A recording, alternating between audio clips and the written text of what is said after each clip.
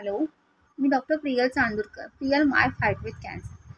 So कसं असतं ना, म्हणजे पिक्चर असतो आणि पिक्चरच्या मागे म्हणजे पडद्यामागे बऱ्याच गोष्टी घडत असतात. तर त्यातल्या काही गोष्टी आपल्याला दाखवण्यात येतात. सो तसंच माझ्या आयुष्यात होतं, की मी फक्त आजाराशी फाईट करत आहे असं सगळ्यांना त्यावेळेस वाटत होतं. पण आजारापेक्षाही भयानक गोष्टी त्यावेळेस माझ्यासोबत होत होत्या. सो जो व्यक्ती म्हणत होता की माझ्याकडे स्कॅनलाही पेट स्कॅन करायलाही फर्स्ट जो स्कॅन होता माझा पेट स्कॅन ते करायलाही 15,000 माझ्याकडे नाही आहे. माझ्या अकाउंटमध्ये आता 10-12,000 आहेत आणि माझा EMI पेंडिंग आहे गाडीचा. तर तो व्यक्ती जेव्हा मी सेकंड ऑपरेशन माझं पोस्टपोन होते, मी कोविड पॉझिटिव्ह येते, तर त्यावेळेस लगेच आम्ही जेव्हा परत येतो हॉस्पिटलमधून आणि दुसऱ्या दिवशी हा टू व्हीलर नवीन गाडी घेतो. ठीक आहे, तुझी गाडी खराब झाली होती, तर तू त्याला 5,000-6,000 रुपये लावून ती गाडी नीट करू शकला असता आणि गाडी काही 5-6 वर्षाची जुनी नव्हती. 1च वर्ष गाडी घेऊन झाला होता. सो आणि सडनली तो व्यक्ती नवीन गाडी घेऊन येत आहे घरी, पेढ्यांचा डबा घेऊन येतो आहे आणि गाडीची पूजा काय and all. I just shock की बाबा हा माणूस ह्याच्याकडे अजिबात पैसे नाही आहे म्हणे आणि हा नवीन गाडी आज घेऊन आला आहे घरी. बायकोचं ऑपरेशन पेंडिंग आहे. एवढा सगळा घरी सगळ्या गोष्टी घडत आहेत. म्हणजे ह्याला त्याचं काहीही गांभीर्य नाही आहे. तर म्हणजे इतका जीव माझा तुटत होता आणि म्हणजे इतकं वाईट कोणी कसं काय वागू शकतं आणि एवढं क्रूर कसं काय कोणी असू शकतं. तर मला ह्याचं त्यावेळेसही नवल वाटत होतं. तर म्हणजे हे कळून चुकलं होतं की ह्याच्याकडे पैसा आहे आणि ऑब्व्हियसली हे तर मला आधीही माहीत होतं की एवढा 1.5-2 लाख रुपये महिना कमावणारा माणूस बिना पैशाचा कसा काय असणार आहे म्हणून. आणि दरवर्षी नवीन फोर व्हीलरचा शौक आहे त्याला, नवीन गाड्या तो घेत असतो आणि मला त्याला आता पैसे लावायचेच नाही आहेत आणि त्याच्यामुळे हे त्यांचे सगळे नाटकं सुरू आहेत.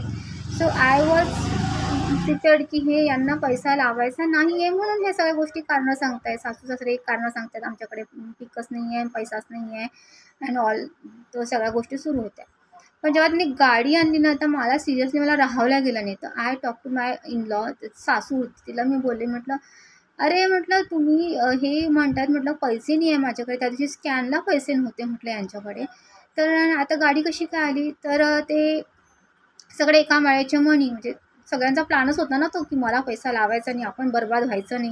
हिचे आई-वडील लावतील आणि जर ही चांगली झाली तर आणायचं घरी, नाही तर नाही आणायचं.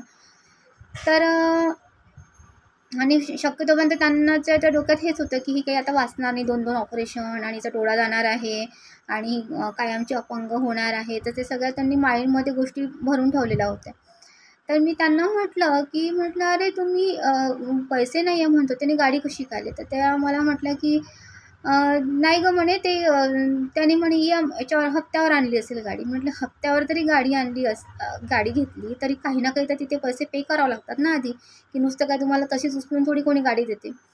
तर मला हसायलाही आलं. म्हणजे ते मला मूर्ख समजत होते. म्हणजे मला कवडीची अक्कल नाही आहे आणि मी अडाणछाप आहे. मला काहीच येत नाही. म्हणजे हप्त्याने गाडी आणली पोरांनी, त्याचे काही पैसे भरावे लागत, तर तो भरेल हप्त्याच्या हप्त्यात. सो म्हणजे इतके ड्रामे त्यावेळेस सगळ्या गोष्टी सुरू होत्या.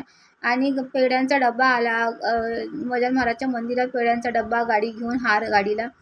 सो अरे बाबा, देव मंदिरात नाही आहे, देव माणसात आहे. तू तुझ्या बायकोला इतका मानसिक त्रास देऊन आला, तिला वाडीत टाकलं, एकटं टाकलं तिला, या आजारात तिची साथ सोडली, तर तुला काय तो देव पावणार आहे?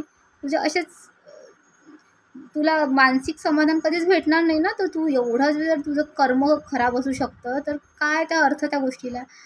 तर माणसाचे कर्मच चांगले पाहिजेत ना, तरच देव पावतो. तर मला तेव्हा असं येत होतं की कंट्रोल, प्रियल control. So I was taking a deep breath every day की बाबा नाही, शांत राहा, आपली वेळ वाईट आहे, शांत राहा, आपली वेळ वाईट आहे. सो ह्या सगळ्या गोष्टीतून मी जात होते. नंतर एक दिवस असं झालं की माझं मोबाईलचं रिचार्ज संपलं. तर ऑलमोस्ट माझे सगळं रिचार्ज माझा भाऊच करत होता. कारण त्याला रिचार्ज करणं नेहमीच कंटाळा यायचा की तुला काय काम आहे मोबाईलचं, टी व्ही बघत जा, मी आलो की वायफाय घेत जा, इथपर्यंत गोष्टी होत्या. तर मी तेव्हा म्हटलं नाही तुम्हाला रिचार्ज करून दे, माझा रिचार्ज संपला. म्हणजे त्याने तर मला स्वतःहून करून द्यायला पाहिजे होतं ॲट दॅट टाईम. किंवा ही दिवसभर घरात एकटी असते, ही आजारी आहे, हिचं मानसिक आता ही कोणत्या कंडिशनमधून जात आहे, तर हिला मोबाईल तर ती फर्स्ट नीड आहे मोबाईल आता असणं. तर मी तरी 4-5 दिवस बिना म्हणजे मोबाईलची म्हणजे माझ्या ह्याच्यामध्ये रिचार्ज नव्हतं. मी 4 दिवस कंटिन्यू त्याच्या मागे लागले, रिचार्ज कर, रिचार्ज कर. आणि मला माझे माहेरचे वगैरे फोन येतच होते, त्यामुळे काही नाही. तरीही त्याने मला रिचार्ज करून दिलंच नाही शेवटी. शेवटी माझ्या बहिणीने माझं रिचार्ज केलं. त्या दिवशी ती ओरडली, म्हणे अगं तू काही करून देणार नाही आणि तू दिवसभर घरी एकटी असतेस, तर काही झालं, तब्येत काही हे झाली तर तुला फोन करायला इमर्जन्सी मोबाईल तर तुझ्याजवळ असायला पाहिजे ना. तर तिने माझं रिचार्ज करून दिलं. तर ह्या सगळ्या सिच्युएशन मी त्यावेळेस जात होते. म्हणजे इतका मानसिक त्रास मोबाईलच्या रिचार्ज करण्यापासून स्ट्रगल होता माझा. त्याच्यासाठी पण मला भांडावं लागत होते, की दे बाबा माझं रिचार्ज करून दे 200 रुपयाचं. तर ते सुद्धा तो द्यायला तयार नव्हता.